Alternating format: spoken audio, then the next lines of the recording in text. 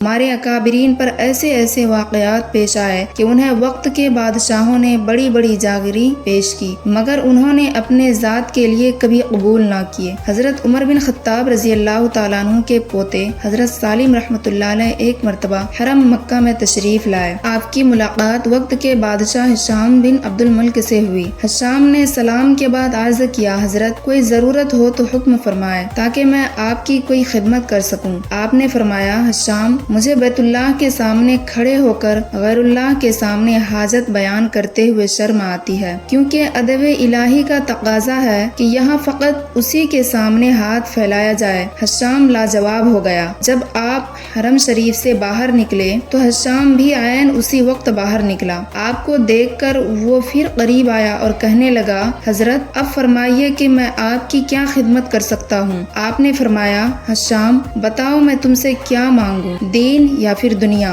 ہشام جانتا تھا کہ دین کے میدان میں تو آپ کا شمار وقت کی بزرگ ترین ہستیوں میں ہوتا ہے، لہٰذا کہنے لگا، حضرت آپ مجھ سے دنیا مانگیں۔ آپ نے فوراً جواب دیا کہ دنیا تو میں نے کبھی دنیا بنانے والے سے بھی نہیں مانگی، بھلا تم سے کیا مانگوں گا؟ یہ سنتے ہی ہشام کا چہرہ لٹک گیا۔ کہتے ہیں کہ دنیا کے پیچھے مت بھاگو، دنیا ایک فنا ہونے والی چیز ہے، اور دنیا کے لذتوں کے پیچھے مت بھاگو ورنہ برباد ہو جاؤ گے، کیونکہ دنیا میں ہم رہنے کے لیے نہیں آئے ہیں، بلکہ ہم لوگ صرف ایک مسافر ہیں، اور ہمارے اصلی جگہ تو آخرت ہے۔ دنیا میں لاکھوں کروڑوں انسان آئے اور پھر واپس چلے گئے، اور ایک دن ہمیں بھی جانا ہے، اور جو ایک بار وہاں چلے گئے وہ واپس نہیں آئیں گے۔ اس لیے کہتے ہیں کہ ہمارا مقصد صرف آخرت ہونے چاہیے، دنیا نہیں۔ اور لوگ دنیا کے پیچھے اتنا بھاگتے ہیں، انہیں لگتا ہے کہ ہمیں زندگی بھر دنیا میں ہی رہنا ہے، بلکہ ایسا نہیں ہے، ہم تو صرف ایک مسافر ہیں۔ میرے پیاری بہنوں اور بھائیوں، ہمیں دنیا چھوڑنا ہے، اس لیے کہتے ہیں کہ دنیا سے